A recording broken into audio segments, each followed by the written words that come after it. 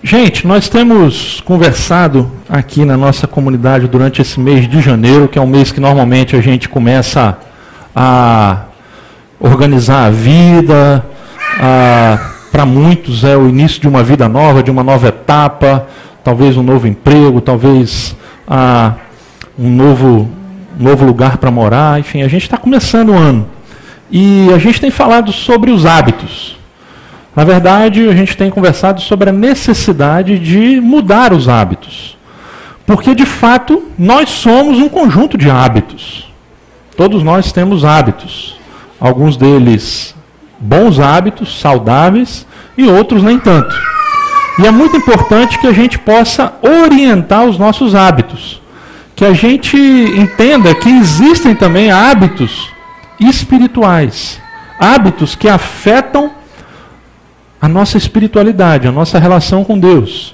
E a gente tem falado sobre alguns desses hábitos, como o hábito de ler e refletir nas Escrituras, na palavra, sobre o hábito da oração, o hábito do silêncio. São hábitos, alguns chamam de exercícios ou práticas espirituais, e a gente tem conversado sobre esses hábitos durante esse mês de janeiro.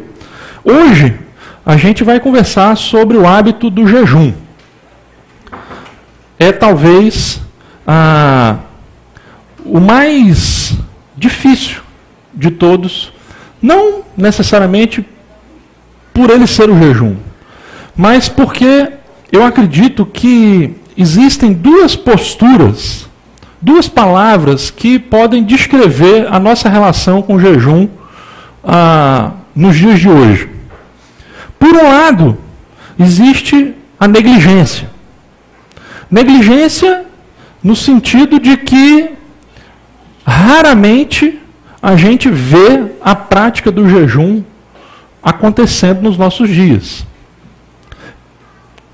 Eu, por exemplo, venho de uma tradição evangélica, protestante, onde o hábito do jejum nunca foi encorajado, nunca foi estimulado como uma prática regular.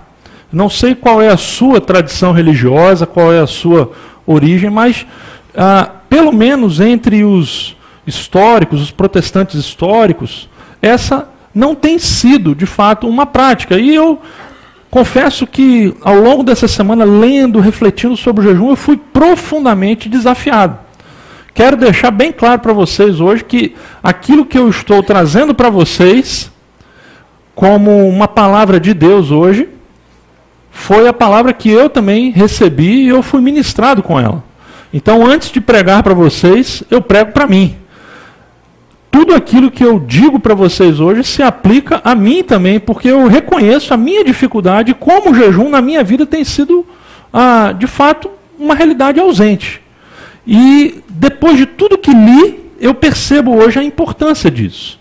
É importante a gente refletir e reconhecer que muitas vezes o jejum ele é uma realidade ausente na nossa vida. Por um lado, negligência, mas por outro lado também ignorância. Porque, de fato, há hoje um despertar do jejum em vários segmentos cristãos. A questão é que esse despertar do jejum tem sido, de alguma maneira, muito mal orientado. O jejum tem sido desvirtuado. E aí eu acredito que, justamente por causa dessas duas realidades, a negligência de um lado e a ignorância em relação à verdadeira natureza do jejum, por outro lado, a gente precisa inicialmente lembrar duas coisas. A primeira, para aqueles que, como eu, negligenciam o jejum na sua vida, precisamos lembrar que o jejum é sim uma prática bíblica e uma prática histórica. O jejum faz parte da vida de muitos e muitos personagens bíblicos e de pessoas históricas. Apenas no Antigo Testamento, um levantamento rápido, a gente se lembra de Moisés, de Ana, a mãe de Samuel, lembramos de Davi, lembramos do profeta Elias, lembramos de Daniel, lembramos da rainha Esther. Todos esses personagens, a Bíblia mostra claramente que jejuaram, que tinham, alguns deles, a prática do jejum como algo permanente, comum na sua vida. E aí, se você pensa, não, mas isso era no Antigo Testamento, no Novo Testamento não tem jejum. Isso era uma prática do Antigo Testamento. Tem sim. No Novo Testamento nós temos o caso de João Batista, temos o caso do próprio Jesus. Jesus jejuou. Temos o caso de Paulo, Barnabé, temos o caso da igreja de Antioquia. E aí, se a gente começa a falar dos apóstolos e depois dos primeiros escritos ali, dos primeiros séculos da história da igreja, a gente vai ver claramente que o jejum fazia parte da vida comunitária da igreja. Ao longo da história da igreja, nós temos, por exemplo, e aí, lembrando apenas na ala protestante, porque a gente poderia falar na ala católica aqui, inúmeros exemplos, até muito mais, mas na ala protestante, temos Martinho Lutero, João Calvino, John Knox, John Wesley, Jonathan Edwards, David Brainerd, Charles Finney, todos esses homens que foram profundamente usados por Deus, que escreveram uma história, que influenciaram o seu tempo, eram pessoas que jejuavam. Pra você ter uma ideia, John Wesley dizia que, na sua opinião particular, nenhum pastor deveria ser ordenado ao ministério se ele não tivesse um compromisso claramente definido de jejuar 2 vezes por semana. Descobri porque eu não sou metodista, né? Não seria ordenado por John Wesley. Mas ele disse claramente, e nos seus escritos a gente tem uma ênfase muito grande sobre o jejum. Então, o jejum, gente, é uma prática bíblica e histórica. Está lá. Não podemos negligenciar isso ou fechar os olhos e fingir que ele não existe. Por outro lado, nós precisamos reorientar biblicamente o nosso pensamento e prática do jejum, para que a gente não caia na ignorância, que é o outro problema relacionado ao jejum nos dias de hoje. A gente precisa lembrar, por exemplo, que jejum não é greve de fome. Tem muita gente que trata o jejum como se fosse uma greve de fome, cujo objetivo fosse chamar a atenção de Deus, ou mesmo chamar a atenção dos outros. Fosse alguma coisa que você faz para Deus olhar lá de cima e falar, poxa, olha, ele está fazendo um sacrifício, ele está, né, jejum e tal. Jejum não tem jeito, eu tenho que atender. Senão, coitado, ele está fazendo uma greve de fome, vai morrer, eu tenho que atender, senão como é que vai ficar? Jejum, gente, não é para isso. E é muito comum hoje em dia as pessoas entenderem o jejum como sendo uma prática infalível para conseguir as bênçãos de Deus. Eu achei, por exemplo, esse panfletinho que diz o seguinte: jejum das causas impossíveis. Causas a serem resolvidas. Então, isso é a chamada para um determinado evento, um determinado campanha de uma igreja. Jejum das causas impossíveis. O que está por trás disso? É que jejum é para conseguir resolver coisa. Você está com um problema, o problema é muito cascudo, só com jejum. Muito bem. A gente precisa reorientar isso. Nós vamos conversar sobre o que, na verdade, é o jejum. Jejum também não é, gente, penitência. Jejum não é um sacrifício de autopunição. Não é você infligir em si próprio uma espécie de sofrimento proposital, seja para impressionar, ou seja para se punir por algum tipo de pecado. Então você fez alguma coisa errada, então, não, eu tenho que me punir agora. E eu vou me punir com o jejum. O jejum não é necessariamente uma penitência ou um sacrifício. Terceiro lugar, o jejum também não é o que muita gente pensa, dieta. Porque jejum não é só ficar sem comer. Tem muita gente que acorda atrasado e aí não tem tempo de tomar o café da manhã, chega no trabalho e acha que está em jejum. Fazendo jejum. Ele está em jejum no sentido da dieta. Mas ele não está em jejum do ponto de vista espiritual. Por quê? Porque jejum não é necessariamente deixar de comer. E a gente vai ver isso aqui hoje na nossa reflexão. Eu queria usar como texto padrão, queria que esse texto pudesse nos guiar nessa noite. São as palavras de Jesus. Talvez o texto mais claro na Bíblia sobre a prática do jejum. Mateus capítulo 6, do versículo 16 ao versículo 18. Veja o que Jesus disse. Palavras de Jesus. Quando jejuarem, e aqui ele não diz se jejuarem, ele pressupõe que o jejum é uma prática comum. Quando jejuarem, não mostrem uma aparência triste, como os hipócritas, pois eles mudam a aparência do rosto, a fim de que os outros vejam que eles estão jejuando. Eu lhes digo verdadeiramente que eles já receberam sua plena recompensa.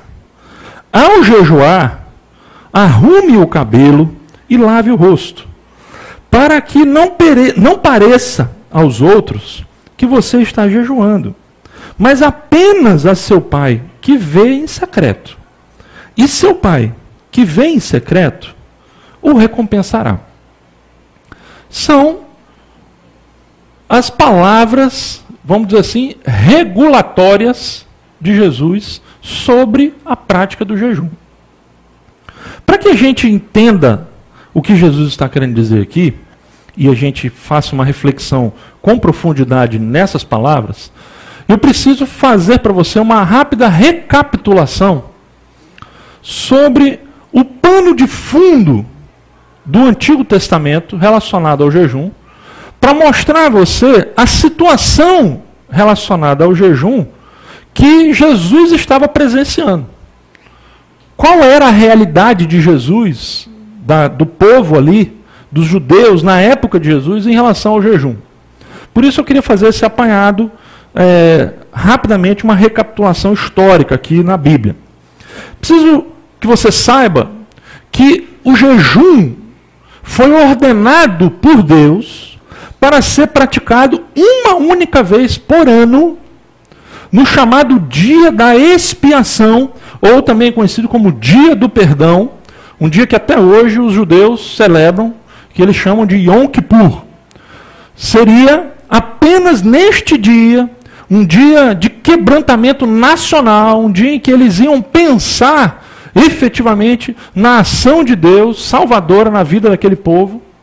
E era nesse dia que o jejum deveria ser praticado. O jejum, no Antigo Testamento, ele é muitas vezes sinônimo de uma expressão: afligir a alma. Essa é a expressão que normalmente no Antigo Testamento se usa para falar do jejum. Ao ponto de muitas vezes falar assim: e então o povo afligiu a sua alma. Em outras palavras, o que ele está querendo dizer? O povo jejuou.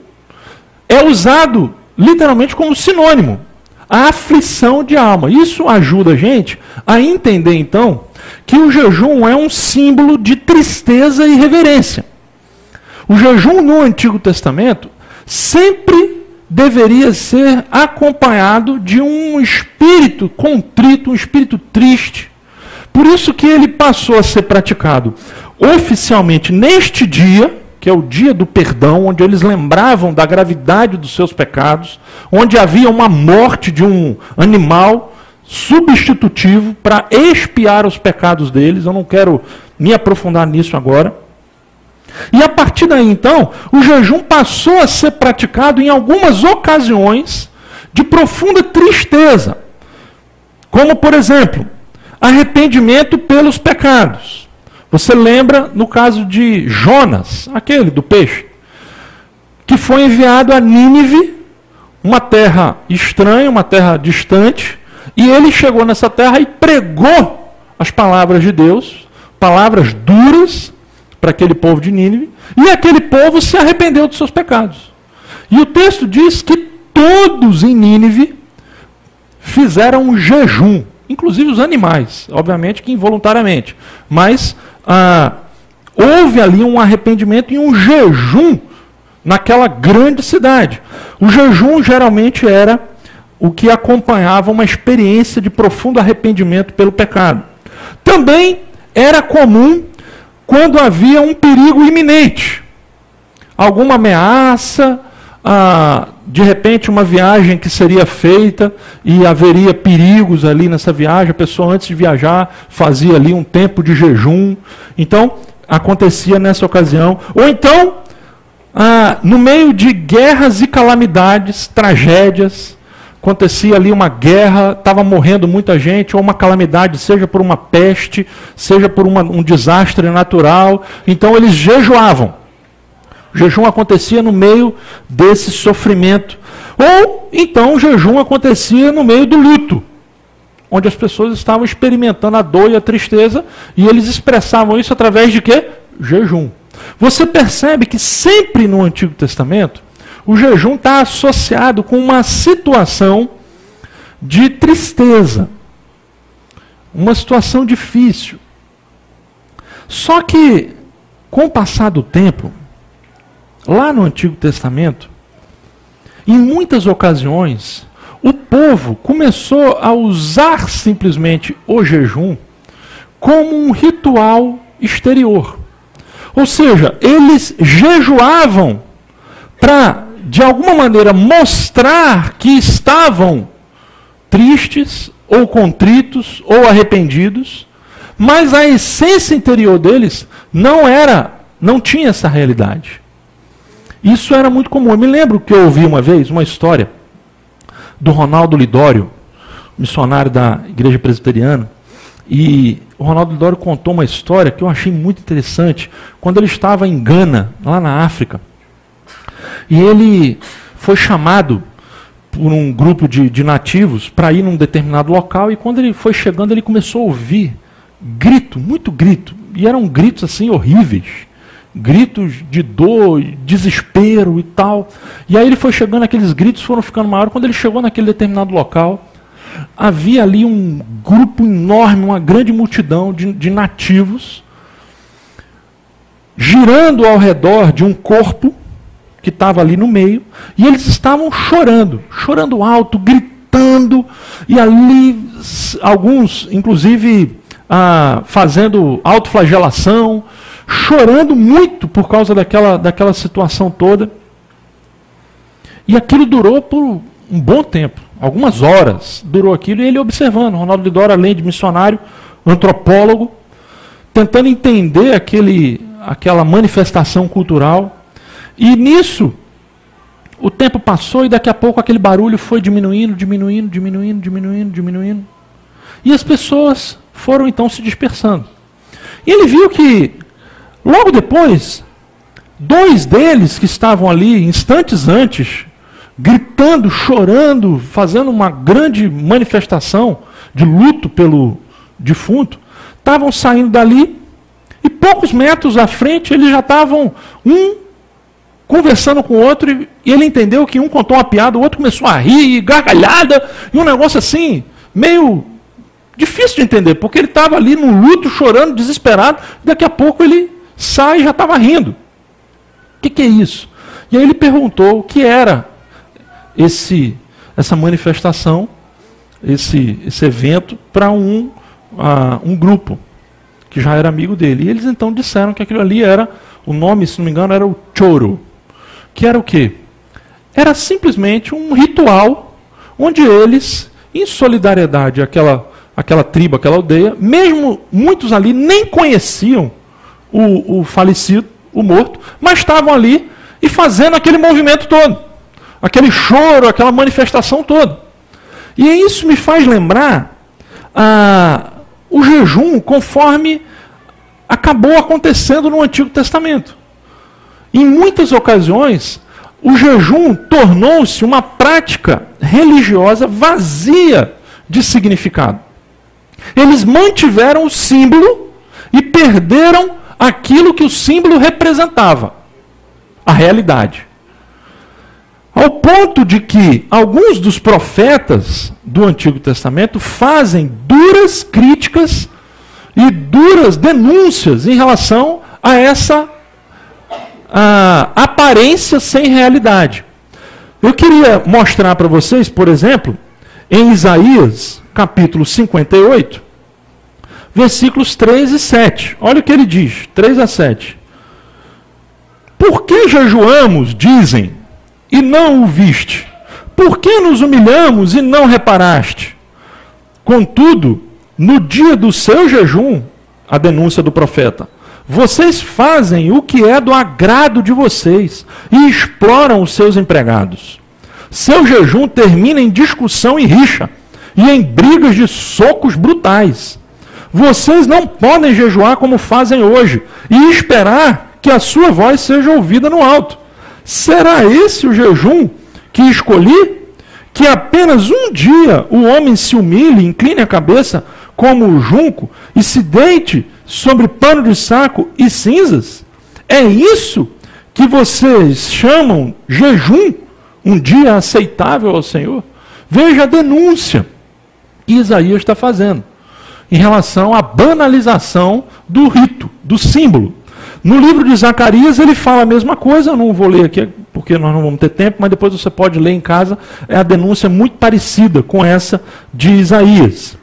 E aí, gente, com esse pano de fundo, a gente chega lá ao texto que nós lemos de Jesus. Por quê? Porque nos dias de Jesus estava acontecendo exatamente isso. Estava acontecendo aquilo que ele diz aqui, olha. Ele cita o jejum dos hipócritas. Ele fala, não jejuem como os hipócritas. Então existe um jejum que é um jejum hipócrita. O que esses hipócritas faziam? Veja o que o texto diz. Eles mudam a aparência do rosto a fim de que os outros vejam que eles estão jejuando. Então, os fariseus, que era uma seita extremamente radical nos dias de Jesus, tinham implementado uma regra que eles deviam jejuar 2 vezes por semana. E os 2 dias por semana eram justamente os 2 dias que havia feira popular, onde as ruas estavam lotadas, porque naqueles 2 dias eles seriam vistos, porque tinha muita gente na rua. E aí, então, eles faziam um negócio meio bizarro. Os caras saíam de casa com o cabelo todo despinteado, colocavam rugas, assim, manchas no olho, colocavam a roupa toda, né, meio suja, para que as pessoas olhassem para eles e aquela cara de sofrimento, aquela cara de sacrifício, aquela cara de dor, e as pessoas olhassem, poxa, esse cara é espiritual, hein? Olha, esse camarada, o que ele está fazendo, o sacrifício. É mais ou menos, gente, como muitas vezes, inclusive hoje a gente vê, as pessoas acham que porque sofrem muito, elas são mais espirituais. Isso acontece. Ou então, que para conseguir alguma coisa de Deus, eu preciso sofrer. Então o camarada fala, não, eu vou de joelho daqui, subir a escadaria da igreja tal, lá na Penha, porque eu preciso sofrer para que Deus me ouça. É mais ou menos o que acontecia ali. A gente tem, na verdade, uma denúncia de Jesus de um jejum que era aparência sem essência. Era esse o pecado que Jesus está denunciando quando ele fala sobre o jejum. E nesse sentido, tem um texto, na verdade é uma espécie de uma oração, de uma poesia, muito antigo, do século IV, de um camarada chamado João Crisóstomo, também conhecido como João Boca de Ouro. Ele é um dos pais da igreja e ele escreveu um texto cujo título é Você Jejua? Olha só o que esse camarada no século IV disse.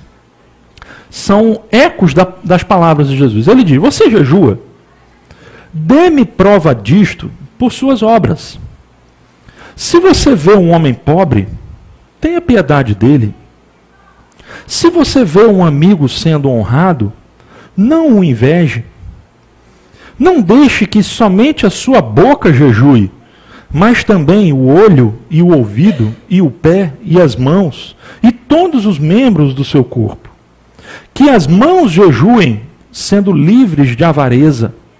Que os pés jejuem, cessando de correr atrás do pecado. Que os olhos jejuem, disciplinando-os a não fitarem o que é pecaminoso. Que os ouvidos jejuem, não ouvindo conversas mais e fofocas.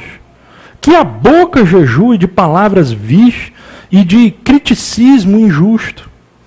Porque qual é o proveito se nos abstemos de aves e peixes, mas mordemos e devoramos os nossos irmãos?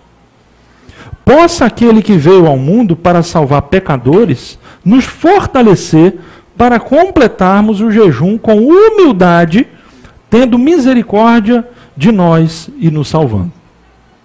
Veja que é uma denúncia que é um eco das palavras de Jesus. Aparência sem essência, um jejum simplesmente como penitência, como sacrifício, como greve de fome, não faz o menor sentido. Não é definitivamente o jejum bíblico, o jejum praticado pelos personagens bíblicos. Qual é então o jejum de Jesus? O que é de fato esse jejum? Não é simplesmente deixar de comer, como eu falei. Veja o que Jesus diz.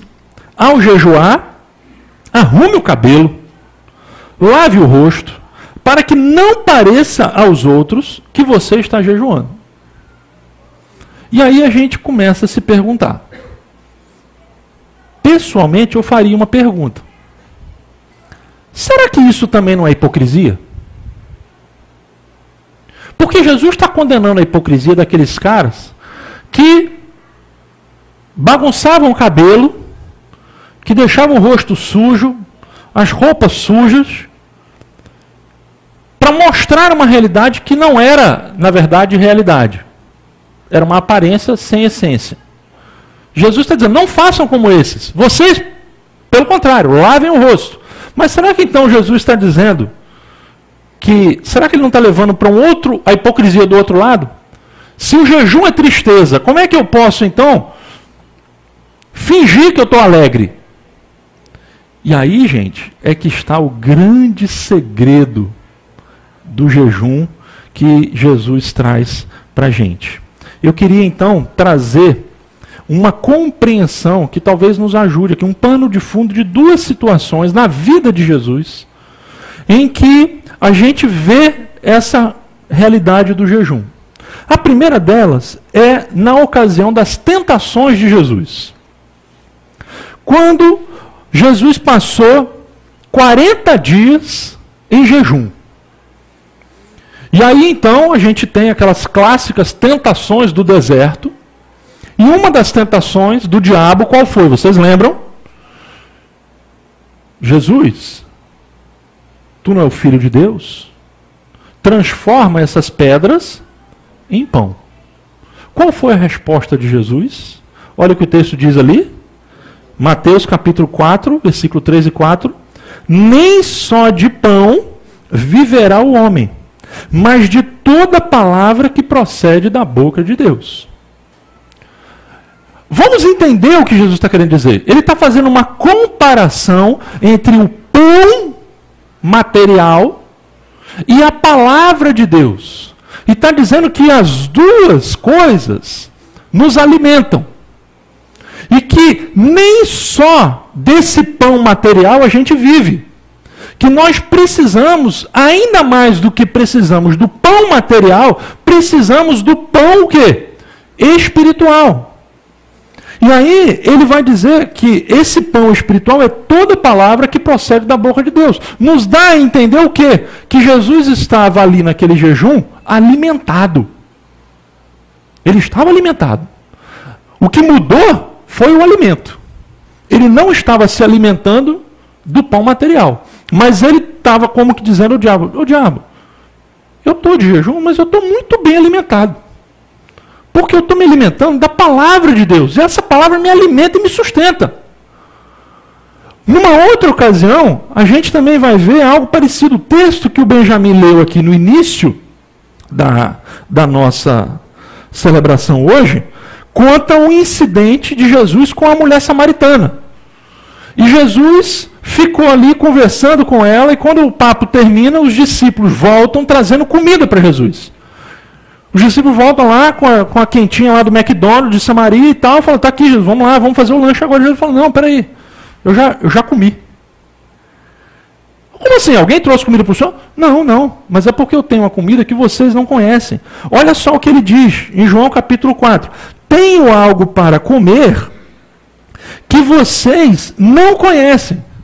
É como se ele estivesse dizendo, olha, eu tenho uma comida aqui que vocês não conhecem essa comida. Mas é uma comida muito boa. E logo depois ele diz, a minha comida qual é? Fazer a vontade daquele que me enviou. O que eu estou querendo mostrar com esses textos? Eu quero sintetizar numa frase muito bacana que eu li do Richard Foster. Quando ele diz o seguinte, a experiência do jejum é mais um banquete com a palavra de Deus que a abstinência de comida. Pense nessa frase. Está pensando? Vamos repetir. A experiência do jejum é mais um banquete com a palavra de Deus que a abstinência de comida. Eu quero resgatar e trazer para você o que Jesus trouxe de novo em relação ao jejum do que era conhecido, que vinha desde o Antigo Testamento. Lembrem-se que eu falei que jejum no Antigo Testamento tinha um símbolo, uma expressão que era sinônimo. Qual é? Aflição de alma. Ou seja, o foco do jejum era o quê? Tristeza.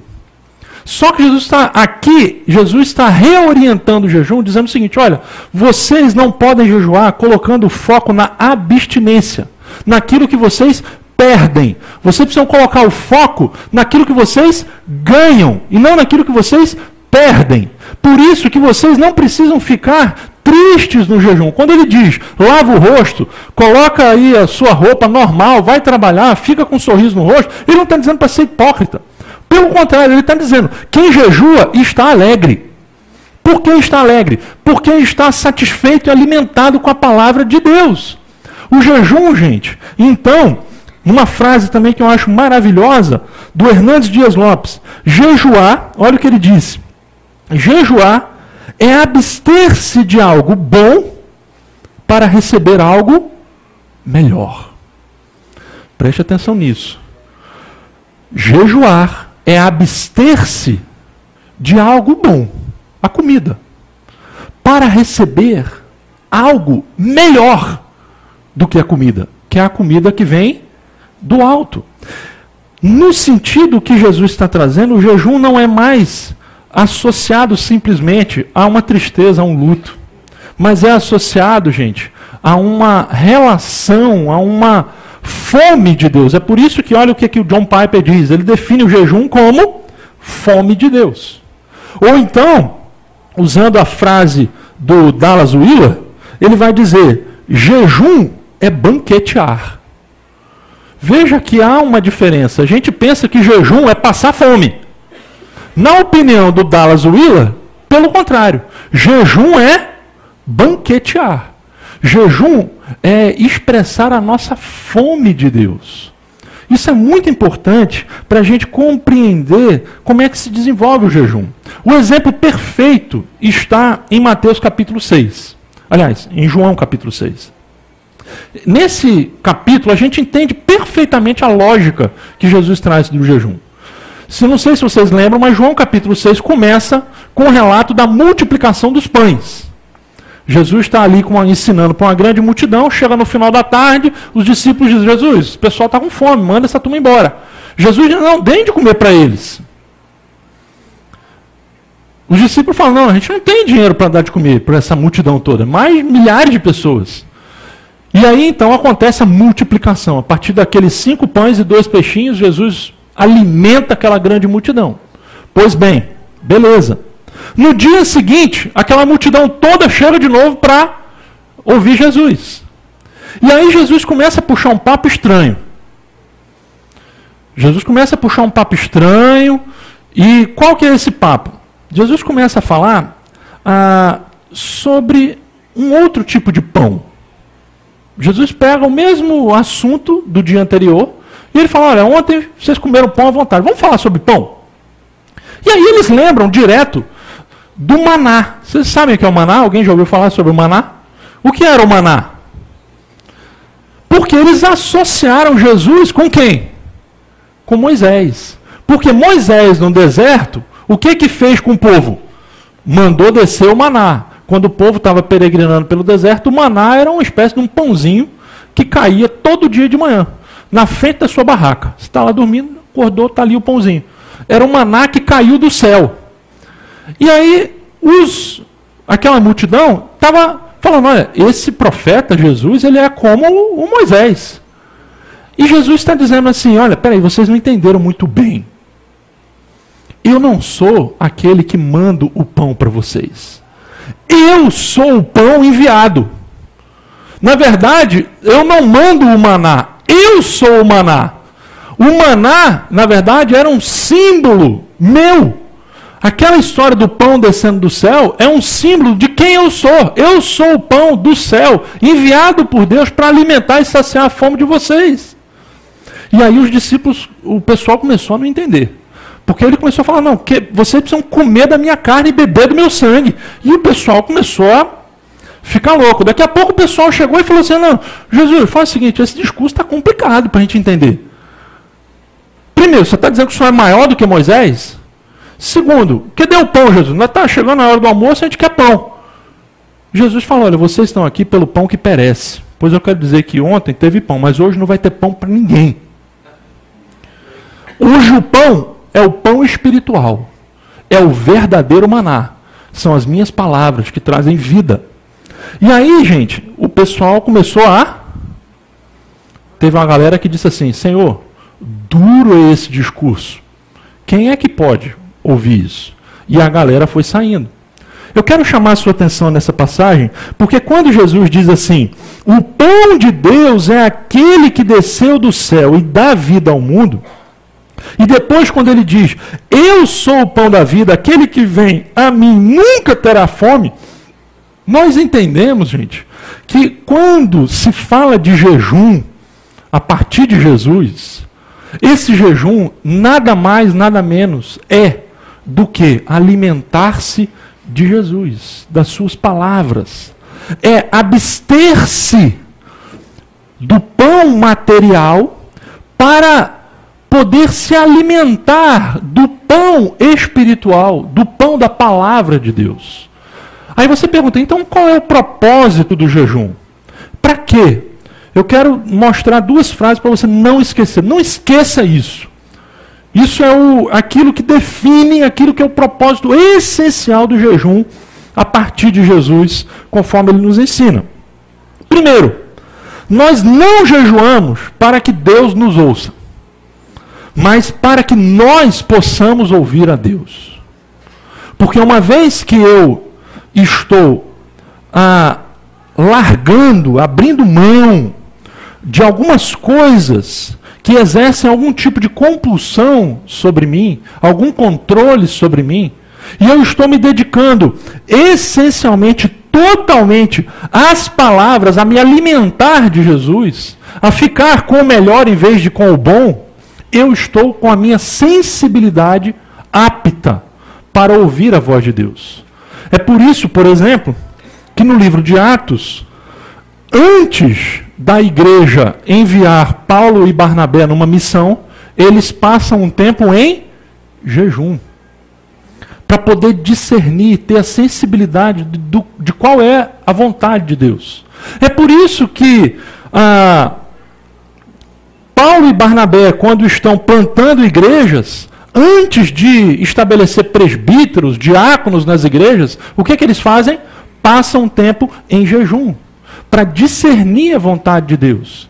O jejum, gente, tem uma ocasião ótima, propícia. Se você está precisando tomar uma decisão, se você está em crise com alguma situação, precisa ouvir de fato qual é a vontade de Deus. Gente, o jejum é fabuloso, porque ele vai te ajudar a discernir a voz de Deus no meio de tantas outras vozes.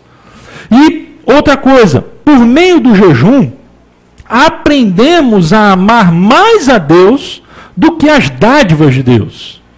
Qual é a dádiva de Deus? É o pão material. E Deus é aquele que dá. O problema é que muitas vezes a gente pede, Deus nos dá uma bênção, nos dá uma dádiva. E aí a gente começa a se apegar e a amar mais a dádiva, mais a bênção do que o próprio Deus. E aí o jejum é quando a gente chega para essa coisa maravilhosa que Deus nos dá, e diz assim, peraí, eu vou ficar um pouquinho sem você, para que eu possa banquetear aquele que te deu. Porque aquele que te deu é mais importante do que você. Aquilo que Deus dá não pode se tornar mais importante do que o próprio Deus que deu. E o jejum, gente, é uma disciplina que nos orienta nessa direção. E não é apenas de pão, não é apenas comida. Porque existem várias coisas que hoje a gente pode chamar de dádivas de Deus, coisas boas que Deus dá, mas que muitas vezes nos distraem do próprio Deus e ocupam o nosso tempo de uma forma demasiada, ocupam a nossa mente, ocupam o nosso coração e nos fazem perder o caminho e desviar do próprio Deus. Vou dar alguns exemplos para você. O jejum hoje poderia ser um jejum de quê? Poderia ser um jejum, vou colocar aqui algumas imagens. De quê? De TV. Um jejum dos tempos modernos poderia ser, olha, eu vou ficar um mês sem ligar minha televisão. Vou ficar um mês. Vou ficar um mês sem ligar minha televisão como uma forma de... E o tempo que eu gastava... Porque aí também não adianta você falar assim, eu vou ficar um mês sem televisão. O tempo que você está na televisão, você passa a ficar no computador. Aí você fica viciado no computador. Não. Eu vou abrir mão disso, que tem exercido um controle, tem exercido uma atração sobre mim, eu tenho perdido muito tempo, meu coração está ficando vazio, lata de lixo com tanta coisa que entra por meio dessa caixinha. Então eu vou dizer para essa caixinha o seguinte, você não é Deus para mim. Você não me controla. Eu controlo você. É um jejum de TV. Ou então, um jejum desse outro bichinho aí, ó. Quanto tempo, quanta futilidade tem entrado dentro de nós por meio desse danado. E eu acho que ele é fantástico como meio de divulgação, como meio da gente, né, conhecer as pessoas, reaproximar amigos antigos, mas a verdade é que, em muitos casos, isso pode se tornar uma compulsão e nos levar a perder o foco. Por isso que seria perfeitamente, eu diria, virtuoso, um jejum, quem sabe, vou ficar aí um mês longe desse negócio, vou desativar meu nome. Fui lá beber uma Coca-Cola, daqui a um mês eu volto. Ou então esse outro, é o irmão mais novo dele, né, mas que está também crescendo com uma velocidade violenta. Né? E aí você sabe como esse negócio exerce um poder sobre nós. Tocou aquele negocinho, aquela campainha, você já começa a ficar nervoso. Enquanto você não vê a mensagem, você parece que não está completo. Por que não silenciar essa criança por um tempo? É um jejum. Ou então, um jejum do cinema, de filmes. Passar um tempo sem isso. Né? Um outro aqui que eu lanço aos casados. Um jejum que o próprio apóstolo Paulo disse, e eu não quero parecer aqui retrógrado ou alguém da Idade Média, mas por que não um jejum de sexo no casamento por algum tempo? Esse mês nós vamos dedicar à devoção, à oração, nós não vamos ter relações esse mês. Paulo fala isso, só que ele chega a dizer, faça isso, mas não por muito tempo. Ele diz, ele faz essa ressalva, mas é um jejum possível, até mesmo porque o sexo hoje tem se tornado uma compulsão, tem se tornado algo fora de controle na nossa sociedade. E aí tem, obviamente, o jejum clássico, o jejum de comida mesmo. Ou então, o jejum de algo na comida. Pode ser um jejum de algum elemento da comida. Um jejum, por exemplo, de carne. Um jejum de alguma coisa que você gosta muito. Mas alguma coisa que, se você fica sem por um tempo, você começa a ficar ansioso. Para muita gente seria um jejum, por exemplo, tomar Coca-Cola. O cara fica uma semana sem beber uma Coca e já começa a ficar ansioso. Está precisando de jejum. Tudo aquilo que está ameaçando o nosso bem-estar, se tornando uma compulsão, precisa ser alvo do jejum.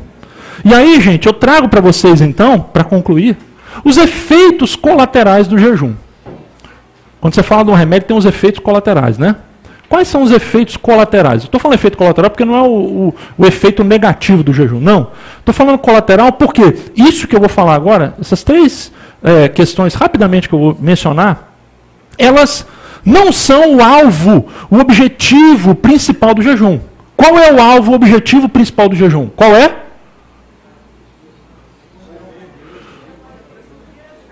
Abster-se de algo bom para ficar com algo melhor. O objetivo, gente, é alimentar-se do pão que desce do céu, que é Cristo.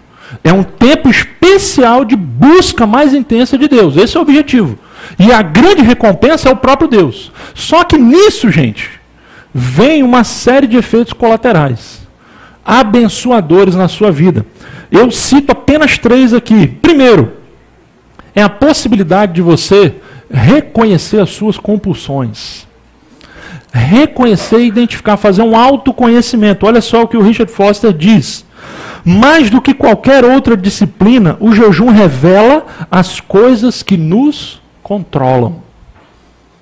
E que muitas vezes estão escondidas embaixo do tapete e a gente acha que não controlam, porque a gente sempre tem elas. Você já viu aquela historinha que eu sempre ouvi da minha mãe desde pequeno? Meu filho, a gente só dá valor às coisas quando perde. Já ouviu isso? Geralmente é só uma coisa dramática, né, para falar que a gente não está valorizando uma pessoa. Só quando perder você vai dar valor. Mas isso é uma verdade também em relação a essas coisas. Quando a gente perde algo é que a gente vê se a gente valorizava ou não. Como a gente sempre tem acesso, isso mascara a nossa compulsão. Então o jejum, uma coisa ele vai te fazer. Ele vai te humilhar. Porque ele vai mostrar, caramba, eu não imaginei que eu era tão fraco, que eu precisava tanto desse negócio. Eu preciso me tratar disso na minha vida. Veja o que o Dallas Willard vai dizer no livro O Espírito das Disciplinas.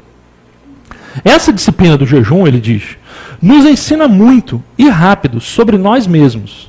Certamente ela nos humilha, pois prova quanto a nossa paz depende dos prazeres da gastronomia. Aí você poderia colocar outra coisa qualquer além da gastronomia. Também pode trazer-nos à mente como estamos usando o prazer de comer para atenuar o desconforto em nosso corpo causado pela falta de fé e pelas atitudes insensatas, como falta de dignidade, trabalho sem sentido, existência sem propósito, falta de descanso ou de exercício. Muitas vezes, gente, a comida se torna uma droga. Muitas vezes, essas outras coisas que eu mencionei aqui se tornam uma droga na nossa vida. A gente precisa de doses e doses dela para manter a calma. Se a gente ficar um pouco sem esse negócio, a gente começa a tremer. Então, o jejum vai nos ajudar a identificar as coisas que nos controlam. Vai ser meio chato, mas é necessário. E aí, vem um segundo efeito colateral. Qual é? É a mortificação da carne, que é um conceito bíblico. Paulo vai dizer, fazei morrer a vossa natureza terrena. Existe algo dentro de nós que precisa morrer. Se você pensa que não, você está enganado. Dentro de nós existe algo que precisa morrer. Todos os dias. Existe um lado obscuro, animal dentro de nós que precisa morrer. E o jejum nos ajuda a lidar com isso. Olha só o que o Machado de Assis disse sobre isso. O jejum é um estado de graça espiritual e uma das formas adotadas para macerar a carne e seus maus instintos. Macerar a carne. Eu tenho uma outra frase que eu não coloquei aqui, que é do Calvino, conhecido por muitos como o pai, né? Mas não é o pai. Mas enfim, Calvino falou do jejum com a finalidade. Olha o que Calvino diz. A finalidade de domar a carne a fim de que ela não se anime em excesso. Machado de Assis falou em macerar a carne. Calvino falou em domar a carne como se ela fosse um animal selvagem. E para ela não ficar muito animadinha, jejum nela. Segundo a Confissão Helvética de 1566, diz o seguinte: jejuar nada mais é do que a abstinência e a moderação dos piedosos e uma disciplina, um cuidado e castigo da nossa carne, exercitados segundo a necessidade do momento, pelos quais nos humilhamos diante de Deus, privando a nossa carne do seu alimento, de modo que ela possa, de modo mais espontâneo e fácil, obedecer ao Espírito. Vocês estão percebendo o efeito colateral do jejum como um instrumento para nos ajudar a lidar com isso que existe dentro de nós, precisa morrer. E mais, eu diria a você o seguinte: o jejum pode nos preparar para dias difíceis, de provação. Porque quando nós nos acostumamos regularmente a dizer não para nós mesmos, quando nós nos exercitamos na renúncia, naquilo que Jesus disse, negue-se a si mesmo, através do jejum, quando chega uma ocasião em que dizem não para a gente de verdade, ou que a gente enfrenta uma tragédia, uma perda, alguma coisa muito dolorosa, a gente já está treinado. Tem muita gente que não passa bem pelas tribulações e provações. Por quê? Porque ainda está muito mimado, está muito destreinado. A alma não está amadurecida na renúncia. E nessa vida, para seguir a Jesus, a renúncia é inegociável. Então, gente, o jejum nos ajuda a treinar a alma. E em terceiro lugar, o que eu colocaria aqui, que alguns talvez não concordem, mas eu encontrei base para esse negócio.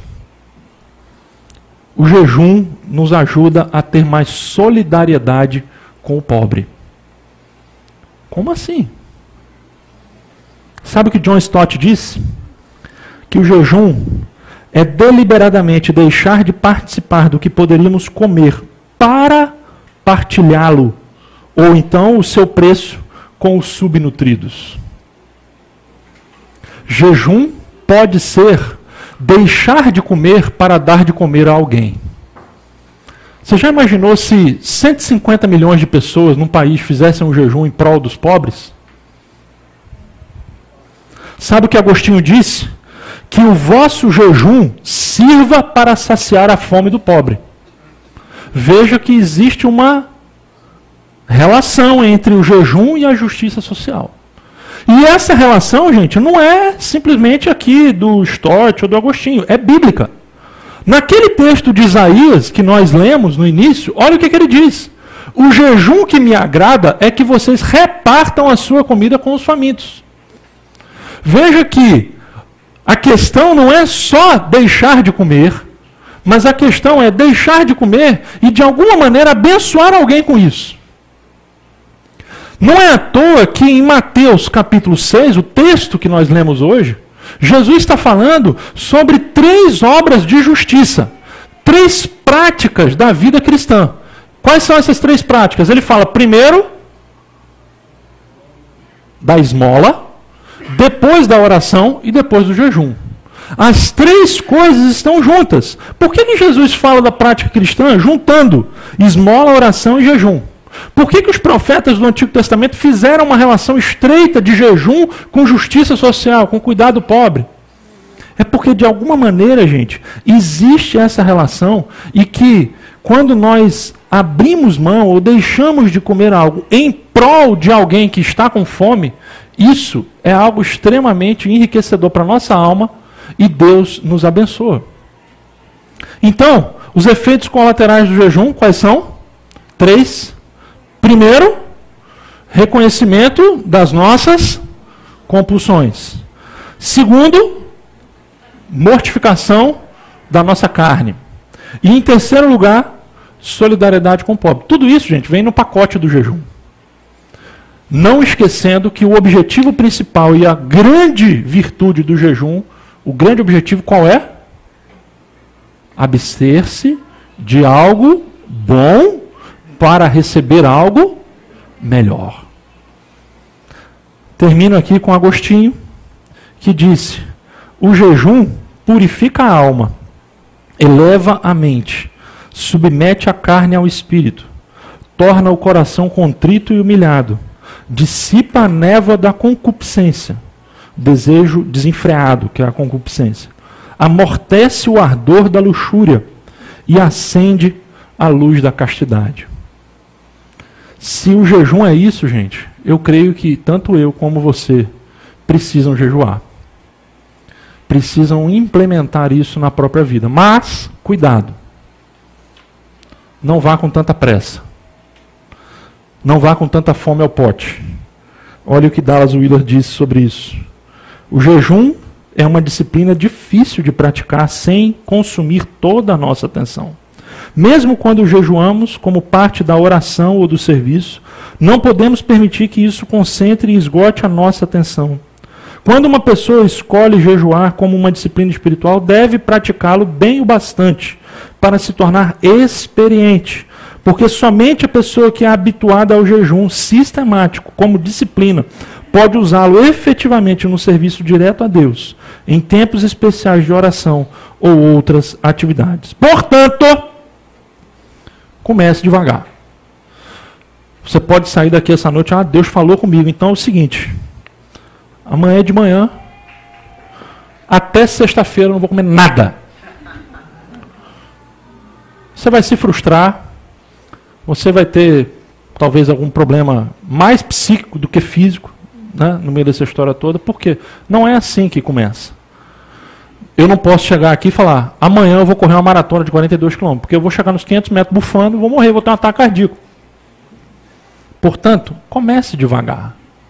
Comece com pequenas renúncias. Comece com intervalos menores. Coisas menores. E essas coisas, aos poucos, elas vão começar a denunciar os verdadeiros vilões da sua alma. As verdadeiras compulsões. Os verdadeiros deuses falsos. A verdadeira idolatria. Isso vai começar a aparecer. E aí, então, você começa a encarar. É como um videogame. Você começa no beginner lá, né? Vai no medium até chegar no advanced. Você vai indo nível a nível. Não adianta querer sair como Jesus no deserto, 40 dias sem pão e água. Comece devagar. Mas, comece. A minha sugestão para você, não deixe para a semana que vem. Porque muito provavelmente você na quarta-feira não vai lembrar mais de uma palavra que eu disse aqui. Isso é estatística, eu não tenho ilusão. Quarta-feira você já não lembra mais de nada. E aí você vai esquecer esse negócio de jejum. Por isso, quem sabe você agora, no início da semana, quando está fresco, já começa a implementar alguma atividade de jejum na sua vida. Para que isso possa pegar e você possa desenvolver essa disciplina, que vai te ajudar, com certeza, a receber a verdadeira recompensa. Jesus disse para os discípulos, olha, os hipócritas já receberam a recompensa deles. Qual era a recompensa deles? Serem vistos. Eles queriam ser vistos. Então foram vistos. Parabéns.